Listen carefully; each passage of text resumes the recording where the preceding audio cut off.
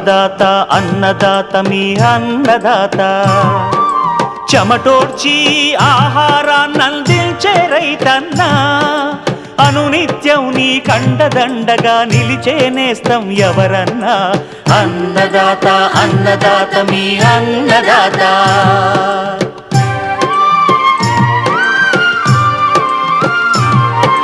నూతన రీతుల సాగుబడికి నూరింతలు పెరిగే దిగుబడికి సూచనలిచ్చే సస్య రక్షణకు పశు పోషణకి శాస్త్ర విజ్ఞానం అందించి ముందుకు నడిపే తెలుగు రైతు భారతదేశానికి మకుటం అయ్యేలా తీర్చిదిద్దే ఆశయంతో మిమ్ము మేలు కొలిపేది అన్నదాత అన్నదాత అన్నదాత మీ అన్నదాత అన్నదాత అన్నదాత మీ అన్నదాత.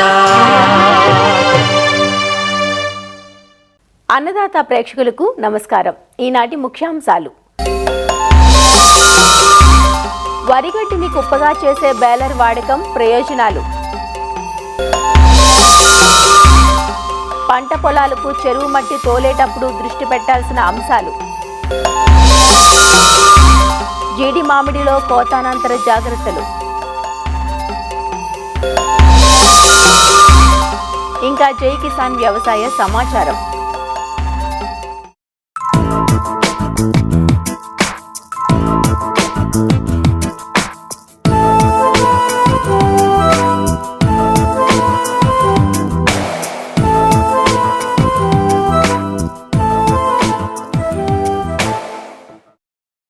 శ్రీకాకుళం నుంచి నెల్లూరు వరకు గల కోస్తా తీర ప్రాంతంలో సాగవుతున్న తోట పంట జీడి మామిడి. విదేశీ మారక ద్రవ్యాన్ని ఎక్కువగా ఆర్జించి పెడుతున్న పంటల్లో ఈ పంట ఒకటి. అధిక నిర్లక్ష్యానికి గురయ్యే పంట కూడా జీడి మామిడనే చెప్పాలి. అందుకే రైతులు పొందుతున్న దిగుబడులు అంతంత మాత్రంగానే ఉంటున్నాయి. జీడి తోటల పెంపకం ఒక ఎత్తు అయితే వాటిని కోత చేసుకోవడం మరో ఎత్తు. ఉభయ తెలుగు రాష్ట్రాల్లో ప్రస్తుతం జీడి మామిడి తోటలు కోత దశలో ఉన్నాయి. సాధారణంగా రాలిన కాయల నుంచి పిక్కలు వేరు చేసి ప్రాసెసింగ్ యూనిట్లకు పంపిస్తుంటారు. ప్రాసెసింగ్ యూనిట్లలోనే పిక్కల నుంచి గింజను వేరు చేయడం జరుగుతుంది. మరి తోటల్లో రైతులు కోత అనంతరం తీసుకోవాల్సిన జాగ్రత్తలేమిటి? జీడి మామిడి మొక్కలు పెంచేవారు పిక్కల నుంచి గింజను వేరు చేసుకునే అవకాశం ఉందా? బాపట్ల జీడి మామిడి పరిశోధన కేంద్రం సీనియర్ శాస్త్రవేత్త డాక్టర్ ఉమా మహేశ్వరరావు నుంచి ఈ వివరాలను తెలుసుకుందాం. ప్రస్తుత తరుణంలో మనకి జీడి పంట కోత దశలో ఉంది. ఈ దశలో మనము జీడి గింజలు మనం ఎలా ఏరుకోవాలి, ఎలా తోట నుంచి కలెక్షన్ చేసుకోవాలి, వాటిని ఎట్లా మనం గ్రేడింగ్ చేయాలి, ఎండబెట్టాలి అనే విషయాలు మనం ఒకసారి చూసినట్లయితే జీడి చెట్లలో పూత మనకు డిసెంబర్ జనవరి మాసం నుంచి మనకి పూత వస్తుందండి. పూత బాగా పూర్తిగా వచ్చి పూత నుంచి పిండి సెట్ అయిన తర్వాత, పిండి తయారైన తర్వాత 60 నుంచి 65 రోజులకి మనకి జీడి మామిడి పండ్లు తయారవుతాయి. పండుతో పాటు నట్టు కూడా గింజ కూడా తయారవుతుంది అన్నమాట. జీడి మామిడిలో గింజ అనేది ప్రధానమైనటువంటి ఫ్రూటు. పండు అనేది పెడిసెల్ తలామస్గా కన్వర్షన్ జరిగి యాపిల్గా ఫామ్ అవుతుంది అన్నమాట. మాడిఫికేషన్ అది మంచి ఆర్థికంగా రెండు కూడా ఉపయోగం ఉంది. అన్నిటికన్నా మించి గింజకి బాగా ఎక్కువగా ఆర్థికంగా మనకి ఎక్కువగా ధర ఉంది కాబట్టి ఈరోజు గింజ చాలా ప్రాముఖ్యత సంతరించుకుంది. అయితే ఈ గింజలను మనము గమనించినట్లయితే చెట్టు మీద నుంచి సహజసిద్ధంగా యాపిల్ పండుతో సహా గింజలు అంటుకొని ఉంటుంది కాబట్టి ఈ రెండు కూడా కలిసి కింద పడతాయండి. కింద పడిన తర్వాత మాత్రం మనం గింజలను మనము ఏరుకోవాలి. ఎందుకంటే గింజ డ్రైగా ఉంటుంది, యాష్ కలర్లో ఉంటుంది. పండు మనకి పూర్తిగా తయారైన తర్వాత పండు తయారయ్యే క్రమంలో తయారవుతున్నప్పుడు ఆ పండులో నుంచే పోషకాలన్నీ కూడా మన గింజకి సరఫరా అవుతాయన్నమాట. కాబట్టి ఈ గింజ అనేది మనం చెట్టు మీద ఎప్పుడు కూడా మనం చెట్టు మీద కాయాలన్నప్పుడు గింజలు మనము కొయ్యకూడదు. మనం కేవలం భూమి మీద ఆటోమేటిక్గా పడితే కాబట్టి అవి చెట్టు కింద పడిన తర్వాత మాత్రమే వాటిని మనము వేరు చేయాలి.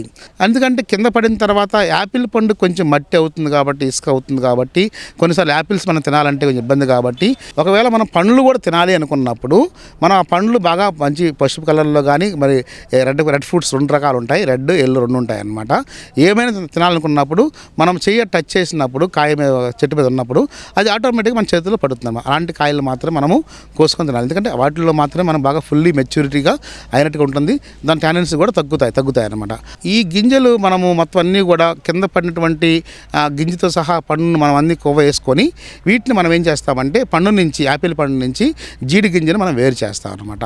ఇలా వేరు చేసినటువంటి గింజలను మినిమం 3 నుంచి 4 రోజుల పాటు పూర్తిగా ఎండలో మనం బాగా ఆరబెట్టాలి. మరి ఈ గింజల్ని 3 నుంచి 4 రోజుల పాటు మనం మంచి ఎండలో తిప్పుతూ మనం ఎండబెట్టినట్టయితే, ఇలా ఎండబెట్టిన తర్వాత మనం వీటిల్లో కూడా మళ్ళీ సన్న గింజ కానీ లేదా బ్లాక్ నట్స్ కానీ ఏమైనా డ్యామేజ్ అయిన నట్స్ కానీ ఉంటే వాటిని కూడా సార్టింగ్ అంటే వేరు చేసి మంచి నాణ్యమైన గింజలను మనం సపరేట్ చేసుకొని మనం గ్రేడింగ్ చేసుకొని మనం గోనె సంచుల్లో మనం వాటిని నిల్వ చేయాలి. గోనె సంచుల్లో మాత్రమే నిల్వ, ఎందుకంటే గింజ అనేది ఇంకా లివింగ్లో ఉంది, అంటే జీవిస్తూ ఉంది, దాంట్లో శ్వాసక్రియ జరుగుతూ ఉంది కాబట్టి వాటిని గోనె సంచులు నిల్వ చేసుకొని, ఈ గోనె సంచులు సహజంగా మన జీడి గింజల్లో 80 కేజీల బస్తాలు మనం నిల్వ చేస్తాం కాబట్టి ప్రపంచవ్యాప్తంగా కూడా.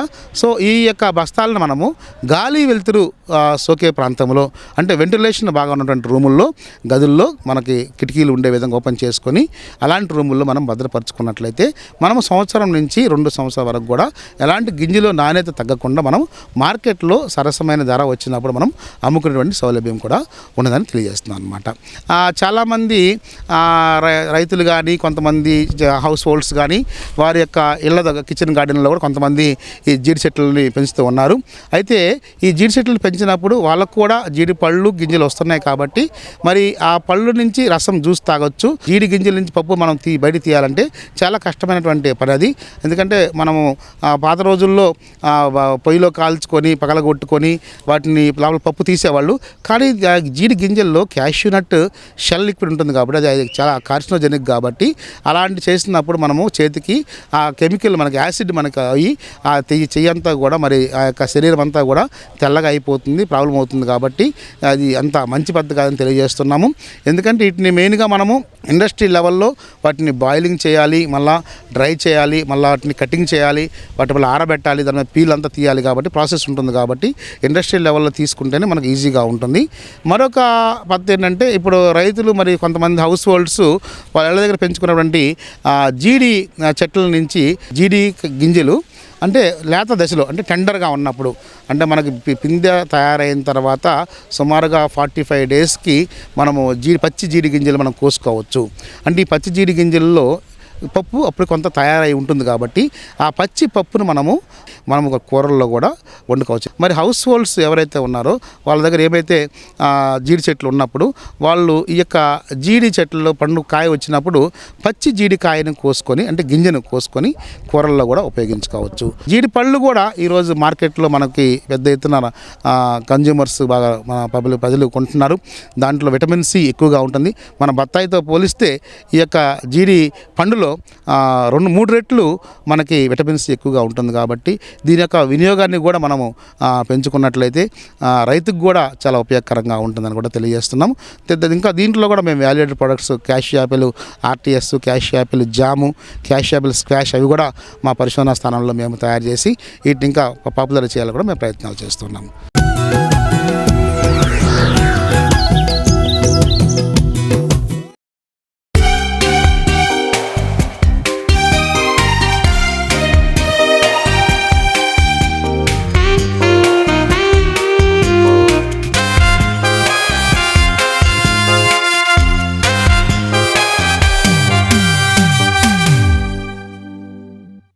వ్యవసాయం నిత్య నూతనం, అందుకే ఎన్నో కొత్త రకాలు, మరెన్నో సాగు విధానాలతో పాటు సరికొత్త పరికరాలెన్నో ఎప్పటికప్పుడు రైతుకు చేరువ అవుతున్నాయి.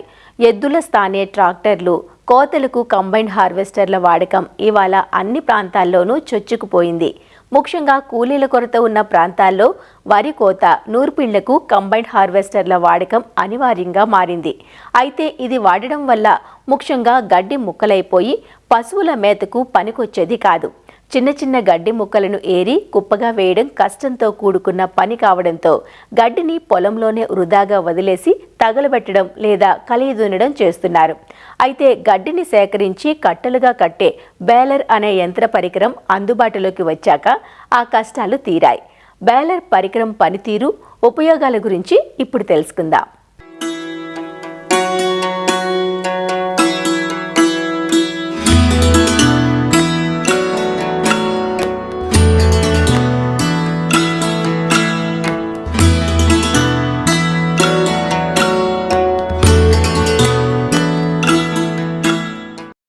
వ్యవసాయ రంగంలో యంత్రాల ప్రాధాన్యం క్రమంగా పెరుగుతోంది. ఎప్పటినుంచో వేధిస్తున్న వ్యవసాయ కూలీల కొరత మన ప్రధాన ఆహార పంట వరి సాగులో యాంత్రీకరణ ఆవశ్యకతను చెప్పకనే చెబుతోంది. కూలీల ఇక్కట్లతో సతమతమవుతున్న రైతులకు కంబైన్డ్ హార్వెస్టర్ వరంగా మారింది. దీంతో సమయం ఆదా అవుతూ ధాన్యం కూడా వెంటనే చేతికి వస్తుంది. అయితే ఈ యంత్రంతో కోయటం వల్ల వరిగడ్డి చిన్న చిన్న ముక్కలుగా అవడంతో గడ్డిని పోగు చేయటం కష్టంగా మారుతోంది.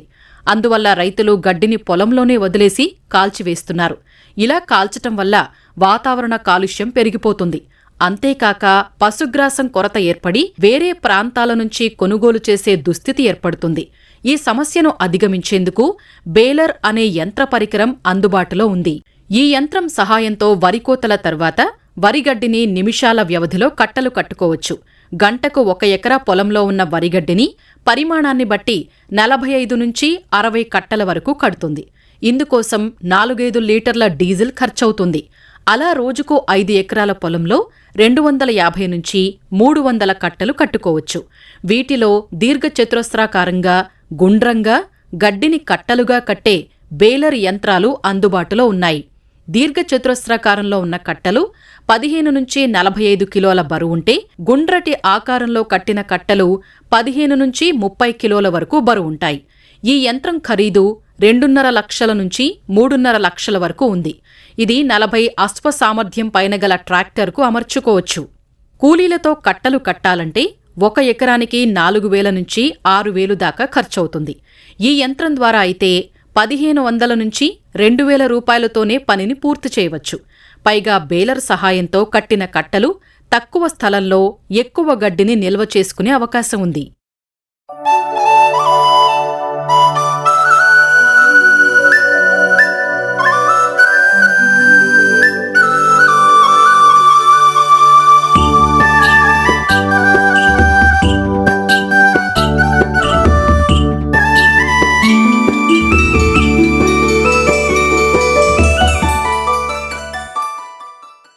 ప్రస్తుతం పొలాలు ఖాళీగా ఉండే సమయం. ఈ సమయంలోనే చెరువు పూడిక తీత పనులు చేస్తూ ఉంటారు. చెరువులు పూడిక తీయగా వచ్చే ఈ మట్టి అనేక పోషకాలను కలిగి ఉండడంతో పంట పొలాల్లో వేస్తే భూమి ఫలదత పెరుగుతుంది. అయితే మనం తోలుకునే చెరువు మట్టి మన భూమికి తగినదై ఉండాలి. కొన్నిసార్లు క్షారగుణం లేదా ఆమ్లగుణం ఉండే ఆస్కారం ఉంటుంది. కాబట్టి ముందుగా పరీక్ష చేయించుకొని తోలించుకోవడం మంచిది. చెరువు మట్టిని పొలాలకు తోలించేటప్పుడు రైతులు దృష్టిలో ఉంచుకోవాల్సిన అంశాలేవో తెలియజేస్తున్నారు ఆచార్య ఎన్జీ రంగా వ్యవసాయ విశ్వవిద్యాలయం ఆముదాలవలస కృషి విజ్ఞాన కేంద్రం సేద్య విభాగం శాస్త్రవేత్త డాక్టర్ కిరణ్ కుమార్. పరిసర ప్రాంతాల్లో ఉన్నటువంటి చెరువులను మనం గమనించినట్టయితే చెరువులు అనేవి మనకి 2 సహజ వనరుల్ని మనకి చక్కగా నిల్వ ఉంచే సామర్థ్యాన్ని కలిగి ఉంటాయండి. అందులో ప్రధానమైనది ఒక ప్రత్యేకమైన సహజ వనరు నీళ్లు, అలాగే నీటి ప్రవాహంతో పాటు కొట్టుకొచ్చినటువంటి మట్టిని కూడా చాలా సమర్థవంతంగా స్టోర్ చేయడానికి, అంటే నిల్వ చేయడానికి చాలా చక్కగా పనిచేసేటువంటి సాధనం కింద మనం చెరువులను చెప్పవచ్చు అనమాట. ఈ చెరువులు, ఊర్లో ఉన్నటువంటి చెరువుల్లో చాలా వరకు చేప పిల్లలు పెంచడం కూడా జరుగుతుంది. ఆ పెంచినటువంటి చేప పిల్లలకి ఈ మేతలు కావచ్చు, అలాగే మన చేపలకి సహజసిద్ధంగా ఉన్నటువంటి ప్లాంక్టాన్కి డెవలప్మెంట్ కోసమని, అలాగే ఆహార పదార్థంగా ఉపయోగపడడం కోసం అని చెప్పేసి మనం ఈ పశువుల పేడని, అలాగే పశువుల ఎరువులను కూడా చెరువుల్లో ఎక్కువగా వేయడం జరుగుతుంది. వీటన్నిటిని వేయటం వలన ఈ చెరువు తాలూకు మట్టి అనేది చాలా సారవంతంగా కూడా తయారవుతుంది అనమాట. అందులో ఈ స్థూల పోషకాలు, సూక్ష్మ పోషకాలతో పాటుగా చాలా రకాల ఈ సూక్ష్మజీవులు కూడా, అంటే మొక్కలకు ఉపయోగపడే సూక్ష్మజీవులు కూడా చాలా ఎక్కువగా ఉండటం వలన వేసవి కాలంలో ఆ చెరువులు అనేవి ఎండిపోవడం వలన ఆ ఎండిపోయినప్పుడు కింద ఉన్నటువంటి అడుగు వరకు కూడా మట్టి అనేది వేసుకున్నట్టయితే మన పొలాల్లో నేల తాలూకు సారాన్ని, అలాగే సూక్ష్మ జీవితాలకు సంపదను కూడా నేలలో పెంచవచ్చు అనమాట. సుమారుగా 1 కేజీ చెరువు మట్టిని కనుక మనం తీసుకున్నట్టయితే దాంట్లో మనకి చాలా వరకు 720 మిల్లీగ్రాముల వరకు నత్రజని ఉంటుంది. అలాగే దాంతోపాటు 320 మిల్లీగ్రాముల వరకు కూడా భాస్వరము, అలాగే 310 మిల్లీగ్రాముల వరకు కూడా పొటాషియం అనేది దొరుకుతుంది. అలాగే సుమారుగా 9 గ్రాముల వరకు కూడా ఈ సేంద్రియ కర్బనం ఉంటుంది. దాంతోపాటు 300 మిల్లీగ్రాముల మైక్రోబియల్ బయోమాస్ కార్బన్ కూడా ఉంటుంది. ఇవన్నీ ఉండటం వలన అది చాలా సారవంతమైన మట్టిగా మనం పరిగణించవచ్చు. కాబట్టి ఆ సారవంతమైనటువంటి చెరువు మట్టిని మనకి వేసవి కాలంలో మన పొలాల్లో వేసుకొని కలిగి దున్నుకున్నట్టయితే నేల తాలూకు సారం అనేది ఎంతగానో పెరుగుతూ ఉంటుంది. సో చెరువు తాలూకా మట్టిని మనం పొలాల్లో వేసుకునేటప్పుడు రైతు సోదరులు ముందుగా ఆ చెరువు మట్టిని కొద్దిగా పరీక్ష జరిపి మనం వేసుకున్నట్టయితే దాని తాలూకా రిజల్ట్స్ అనేవి చాలా బాగా వస్తాయన్నమాట. అంటే దాంట్లో ప్రధానంగా ఈ చెరువు తాలూకా మట్టి అనేది 6.5 నుంచి 7.5 కలిగిన ఉదజన సూచి కలిగినటువంటి చెరువు మట్టి అనేది మనకు చాలా శ్రేష్టకరంగా ఉంటుంది.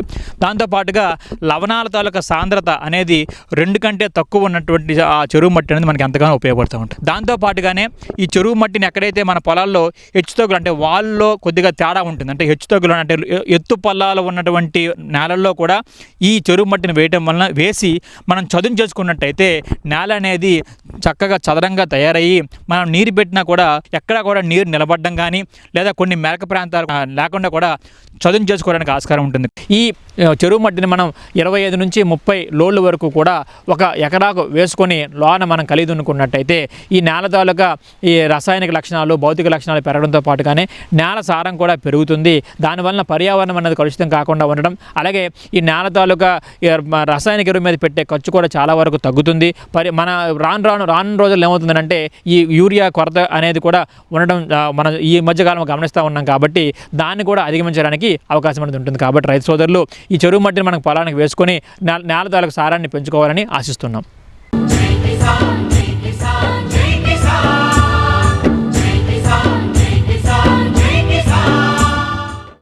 వ్యవసాయ సమాచారం ఇప్పుడు జై కిసాన్లో చూద్దాం.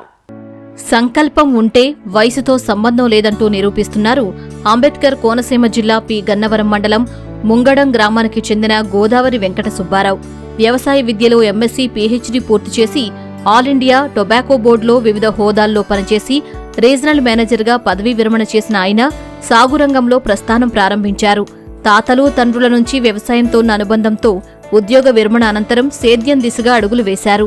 తనకున్న 15 ఎకరాల కొబ్బరి తోటలో 2 ఎకరాల్లో పోకను అంతర పంటగా పెంచారు.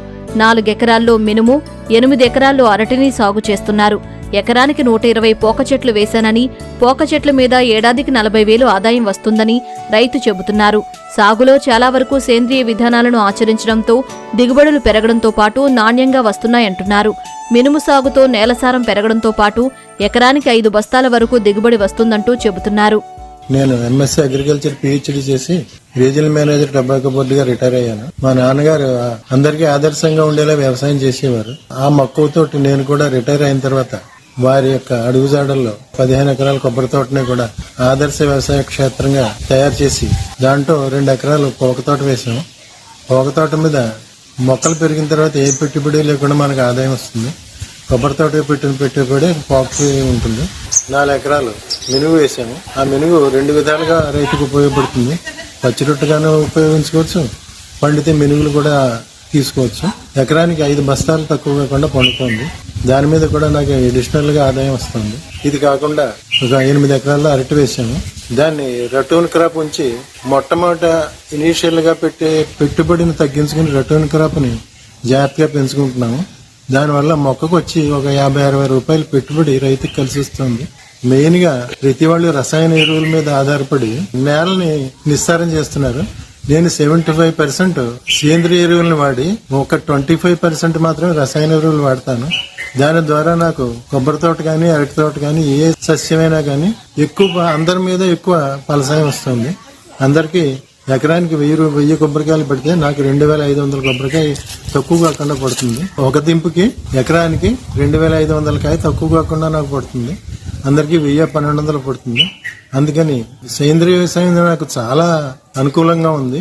దాని మీద ఎక్కువ కాన్సన్ట్రేషన్ చేస్తాను నేను. ప్రస్తుతం కొబ్బరిలో వయసు మళ్లిన చెట్లను తీసేసి వాటిలో కొత్త మొక్కలను నాటుతున్నారు. కొబ్బరి మొక్కలను పెంచి తోటి రైతులకు సైతం అందిస్తూ ఆదాయాన్ని ఆర్జిస్తున్నారు. పొలంలోని గట్ల మీద దాదాపు 57 పనస చెట్ల నుంచి ఏడాదికి 50,000 రూపాయలు పైబడి ఆదాయం తీస్తున్నారు. అలానే కొబ్బరిలో వేసిన అరటి నుంచి ఏడాదికి ఎకరానికి 50 నుంచి 60,000 రూపాయలు అదనంగా ఆదాయం సంపాదిస్తున్నట్లు చెబుతున్నారు. ఒక ఆవును పెంచుతూ పొలానికి సేంద్రియ ఎరువును అందిస్తున్నారు. అంతర పంటల సాగు రైతుకు ఆదాయాన్ని అందిస్తుందని, సాగులో సేంద్రియ విధానాలను జోడిస్తే ఆరోగ్యకర దిగుబడులు తీసుకునే అవకాశం ఉంటుందంటూ తన అనుభవాల ద్వారా తెలియజేస్తున్నారు. ఆచార్య ఎన్జీ రంగా వ్యవసాయ విశ్వవిద్యాలయం మరియు వ్యవసాయ శాఖ ఆధ్వర్యంలో నంద్యాల ప్రాంతీయ వ్యవసాయ పరిశోధనా స్థానంలో పరిశోధన మరియు విస్తరణ సలహా మండలి సమావేశం జరిగింది. వాతావరణ పరిస్థితులకు అనుగుణంగా పంటల ప్రణాళికను రూపొందించడంతో పాటు మేలైన యాజమాన్య పద్ధతులపై అధికారులు, శాస్త్రవేత్తలు చర్చించారు. పరిశోధనా స్థానాల నుంచి విడుదలైన నూతన రకాలను రైతులకు పరిచయం చేశారు. రైతుల అవసరాలకు అనుగుణంగా పరిశోధనల్లో మార్పు ఉండాలంటూ అధికారులు సూచించారు. ఈ సమావేశానికి నంద్యాల, కర్నూలు, అనంతపురం, సత్యసాయి జిల్లాలకు చెందిన శాస్త్రవేత్తలు, వ్యవసాయ అధికారులు, రైతులు హాజరయ్యారు. State level technical programme of వర్క్లో క్రాప్ వైజ్ డిస్కస్ చేసి ప్రతి సైంటిస్ట్కి కొన్ని ప్రణాళికలు ఇస్తాము. ఈ ప్రణాళికలను వచ్చే సంవత్సరం మొత్తం అమలు చేయడానికి ఈ స్టేట్ లెవెల్ ఈ యొక్క జడారీసీ మీటింగ్ మేడం. మా యూనివర్సిటీ రిలీజ్ చేసిన గ్రౌండ్ నెట్ వెరైటీసే మోర్ దెన్ 80% ఏరియాలో ఉన్నాయి. ఈ ప్రాంతానికి, ఈ ప్రాంతీయ పరిశోధన సంస్థానికి వస్తే బెంగాల్ గ్రామ్ వెరైటీస్ చాలా మంచి రిలీజ్ చేశారు మేడం. అలానే మిల్లెట్ వెరైటీస్ ఉన్నాయి, కాటన్ స్ట్రైక్ వెరైటీస్ ఉన్నాయి. ఈ సంస్థ యాక్చువల్గా ముఖ్యంగా పాతకాలంలో మిల్లెట్స్ పరిశోధనకి చాలా ఫేమస్ మేడం. సో కాలానుక్రమంగా మారుతున్న పరిస్థితులను బట్టి, రైతుల యొక్క అవసరాలను బట్టి మన యొక్క పరిశోధన ప్రగతిని కూడా మార్చుకుంటూ వెళ్తున్నాము. సాయిల్ మాయిశ్చర్ ఎంత ఉంది, లీఫ్ మాయిశ్చర్ ఎంత ఉంది, ఇప్పుడు నీళ్ళు వేయాలా వద్దా, సన్ రైజ్ ఎప్పుడు వస్తుంది, సన్సెట్ ఎప్పుడవుతుంది, ఈరోజు ఎన్ని నీళ్ళు వేయాలా మొక్కకి, చాలా సిస్టమాటిక్గా ఇన్ఫర్మేషన్ వస్తుంది. చుట్టుపక్కల రైతులందరూ కూడా వాడుతున్నారు. సో టెక్నాలజీని ఏ విధంగా వాడుకోవాలి, ముందే మనం చాలా అలర్ట్ మెసేజెస్ ఇస్తూ ఉన్నాము కాబట్టి అది ప్రతి రైతుకి ఏ విధంగా చేరవేయడానికి మనం ఏం చేయాలి, వీటన్నింటినీ కూడా మనం అందిపుచ్చుకుంటే ఖచ్చితంగా మన జిల్లా the best district in the state అవుతుందని నేను నమ్ముతున్నాను. తిరుపతి జిల్లా దొరవారి సత్రం, చిట్టమూరు, పెళ్లకూరు, నాయుడుపేట పరిసర మండలాల్లో రైతులు 5,000 ఎకరాలకు పైగా నాటు మిరపను సాగు చేశారు. సాధారణంగా మిర్చి రైతులంతా హైబ్రిడ్లని అధికంగా సాగు చేస్తూ ఉంటారు. అయితే ఇక్కడి రైతులు మాత్రం నాటు రకాలను సాగు చేయడం విశేషం. సాగునీటి సదుపాయం సక్రమంగా లేకపోయినా అడపాదడపా తడులిస్తూ ఉన్న నీటితోనే రైతులు మిరపను పండించారు. పంట వేసి 3 నెలలు కావస్తూ ఉండగా ప్రస్తుతం రైతులు కోతలు చేస్తున్నారు. కొంతమంది రైతులు పచ్చిమిరపను చెన్నై మార్కెట్కు తరలిస్తూ సొమ్ము చేసుకుంటూ ఉండగా మరికొంతమంది రైతులు ఎండుమిరపగా విక్రయిస్తున్నారు. ప్రస్తుతం మార్కెట్లో ఎండుమిరపకు ధరలు ఆశాజనకంగా ఉన్నాయని, కిలోకు 300 నుంచి 380 మధ్య పలుకుతోందంటూ రైతులు చెబుతున్నారు. ఎకరాకి 50 మూటల లెక్కన వస్తుంది. దానికి అనుకూలంగా రేట్లు కూడా 3.30, 3.20 అంటున్నారు కిలో ధర. ఎకరాకి ₹1,00,000 దాకా అవుతుంది. దిగుబడి అయితే 50, 40, 50 వస్తున్నాయి ఎకరా. ఈ సంవత్సరం నాటు రకాలు సాగు చేసాం ఎక్కువ. మా పంచాయతీ మొత్తం కొంచెం బెటర్ అనిపించింది. ఈ సంవత్సరం కొంచెం రేటు ఆశాజనకంగా ఉంది. ఒక ఎకరా ఖర్చు ₹1,50,000 అవుతుంది. 5 క్వింటాల నుంచి 7 క్వింటాలు, 8 క్వింటాలు దిగుబడి. ₹300, 380 రేట్ని 300 తీసుకొచ్చారు. అన్ని సంవత్సరాల కల్లా ఈ సంవత్సరం కొంచెం బెటర్ అనిపించింది. నల్లి ఎక్కువ సార్, నల్లి ఎక్కువ. నల్లి, పూతల పురుగు, విపరీతమైన తెగుళ్ళు ఈ రెండు కొంత మేర ముందుగా వేసుకున్న వాళ్ళు తట్టుకున్నాయి. వెనకేసుకున్న వాళ్ళకి నల్లి విపరీతంగా పడింది. దిగుబడి కొంచెం తగ్గినా రేటు వల్ల అట్ట బెనిఫిట్ అవుతామని ఆశిస్తున్నాం. నరికి చెట్లు వేసిలేవో కూలీలు దొరకలా, మనుషులు లేక అందరూ కరువు పనికి వెళ్ళి నాకు మనుషులు లేకపోయాడా, మేము ఈ సొంత కూడా ఏం చేయగలుగుతాము. ఈ దిగుబడి బాగుంది కానీ మనుషులు దొరకలే, కూర్చోలే. సంవత్సరం వేస్తున్నాం.